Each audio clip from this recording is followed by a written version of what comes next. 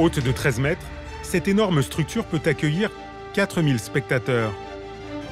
Elle est surmontée de loges pour les commentateurs sportifs du monde entier et d'une terrasse réservée à un public VIP.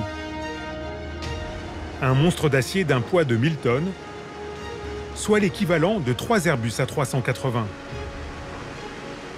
La Tribune T est une des plus grosses structures du Grand Prix. Elle est composée de 300 à 400 pièces métalliques de plus ou moins grande taille. Pour supporter une telle masse, les ingénieurs ont conçu une immense charpente métallique qui s'étend sur 90 mètres de long. Mais alors, comment les organisateurs ont-ils fait pour trouver un tel espace en plein centre-ville ? Le Grand Prix de Monaco est si important pour la principauté que toute la ville s'est adaptée à son circuit, jusqu'à modifier le quai du port. En 2002, une plateforme gigantesque de 150 mètres de long et 30 mètres de large, gagnée sur la mer, a été bâtie, offrant un espace de 5000 mètres carrés supplémentaires dédié à la course. Lors de la fabrication du quai, il a été fabriqué 2 long greens en béton qui en fait reprennent les efforts complets de la structure. Ces 2 énormes long greens, des poutres en béton armé, enfouies dans le sol, sont accessibles grâce à un système de trappe. Celles-ci permettent à la structure de venir s'y reposer directement.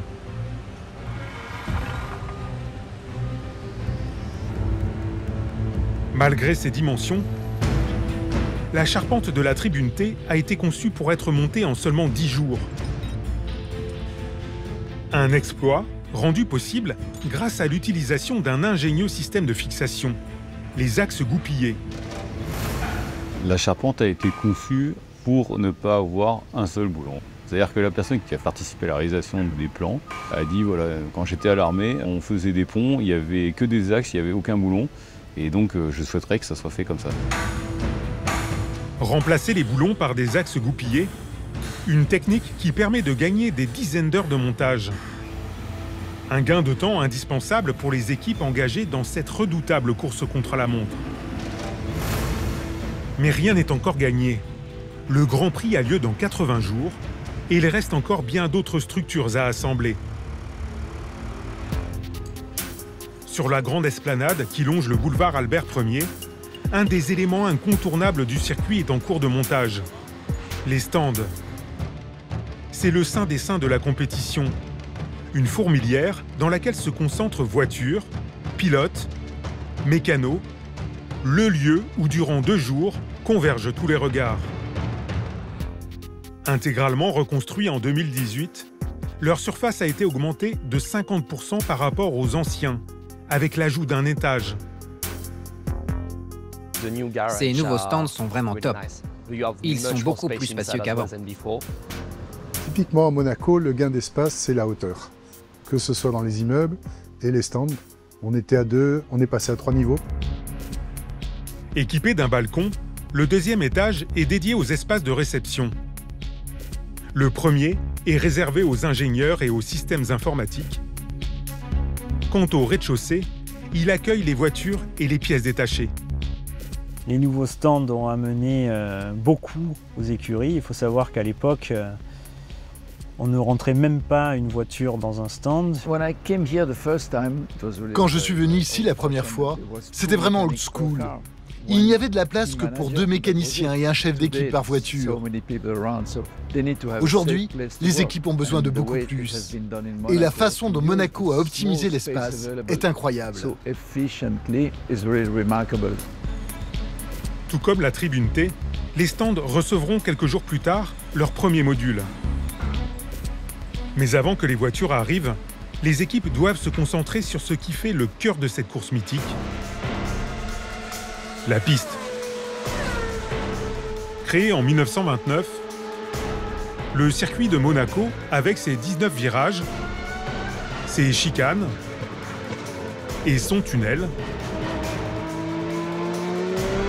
forme une boucle de 3 km et 337 mètres. Les Formule 1 y dépassent les 300 km/h sur des voies limitées à 50 km/h le reste de l'année. Piloter sur un circuit au milieu d'une ville est quelque chose de vraiment différent de ce à quoi nous sommes habitués en général. Vous n'avez pas le droit à l'erreur. Au moindre écart, vous foncez dans le mur. Vous devez toujours être le plus près possible des rails de sécurité. Si vous vous en écartez de quelques centimètres, vous perdez du temps que vous ne récupérerez jamais. Mais si vous en approchez un peu trop, c'est l'accident. C'est l'éternel dilemme pour être le plus rapide possible. Le circuit de Monaco est l'un des plus exigeants du championnat. Ici plus qu'ailleurs, la qualité des enrobés, c'est-à-dire l'asphalte, doit être irréprochable. Quand je roule avec ma voiture de tous les jours à Monaco, le bitume est très plat. Mais bon, quand on y passe à 200, ou 250 ou 300 km/h, le ressenti est un peu différent. La circulation, très dense toute l'année, provoque des dégradations de la chaussée. Ici, les pilotes sortent du virage, ils vont venir frôler les rails ici. Et ils sont en plein sur une zone qui va être légèrement bosselée à cause des arrêts de bus permanents. Pire, durant la saison estivale, les terrasses des restaurants s'installent jusque sur la piste. Ici, on se rend compte que des jardinières ont abîmé la chaussée, donc on a eu un phénomène de poinçonnement. Et on a également les bouches à clé qui pourraient créer une crevaison des voitures de course. Bouche d'égout, bouche à clé, autant de pièces de mobilier urbain qui peuvent se transformer en redoutables pièges pour les Formule 1. Les voitures vont à des vitesses tellement élevées qu'elles pourraient aspirer des plaques de ce type qui pèsent pourtant plusieurs kilos. C'est pour ça qu'on les visse, pour les verrouiller. Certaines sont soudées autour également pour éviter qu'elles se décollent. Pour venir à bout des défauts de la piste et éviter les accidents, à moins de 3 mois du Grand Prix, les organisateurs vont devoir se lancer dans des travaux titanesques.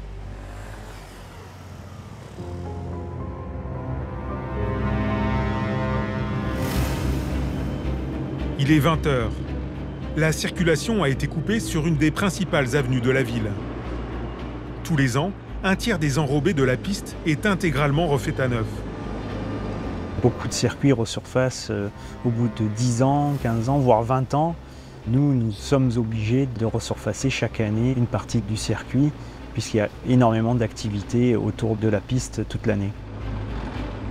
Un investissement de plus d'1,5 million d'euros.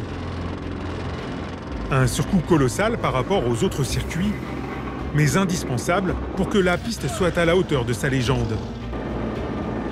Pour y parvenir, les équipes doivent accomplir l'impossible. Exécuter ce chantier de nuit et en un temps limité. Car dès les premières lueurs de l'aube, la chaussée devra impérativement être réouverte à la circulation.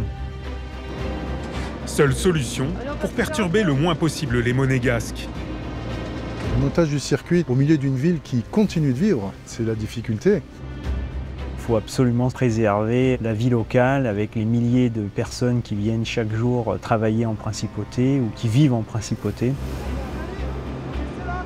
Pour les équipes, le compte à rebours est lancé pour achever le resurfaçage des 500 mètres de la ligne de départ. La ligne de départ, c'est mythique. C'est une portion extrêmement rapide du circuit, mais qui en même temps est piégeuse puisque c'est une longue courbe. C'est un passage difficile car la voiture a tendance à se déporter à l'extérieur du virage, alors que la bonne trajectoire est à l'intérieur. C'est donc un moment critique parce que si vous ne le négociez pas bien, vous perdez beaucoup de temps avant d'arriver sur la place du casino.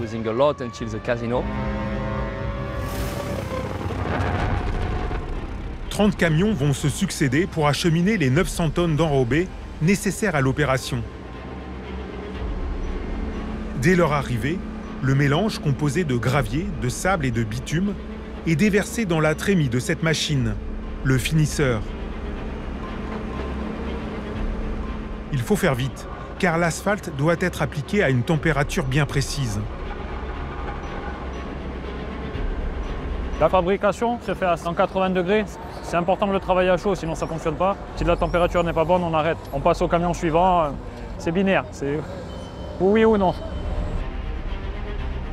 Pour éviter qu'une seule de ces précieuses cargaisons ne refroidisse, les opérations doivent s'enchaîner sans aucun temps mort.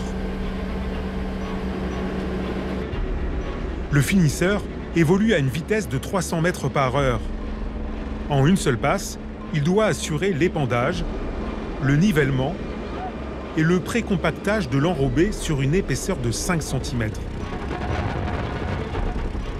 À première vue, rien ne distingue cet enrobé d'un autre, à un détail près. Sa formule spécialement développée pour le circuit de Monaco. Cet enrobé, il est étudié et pensé pour encaisser des contraintes exceptionnelles. Chacun a sa recette de cuisine. On recherche une formule capable de s'adapter à de grosses contraintes. On peut même parler sur ce type de formule d'aéroportuaire.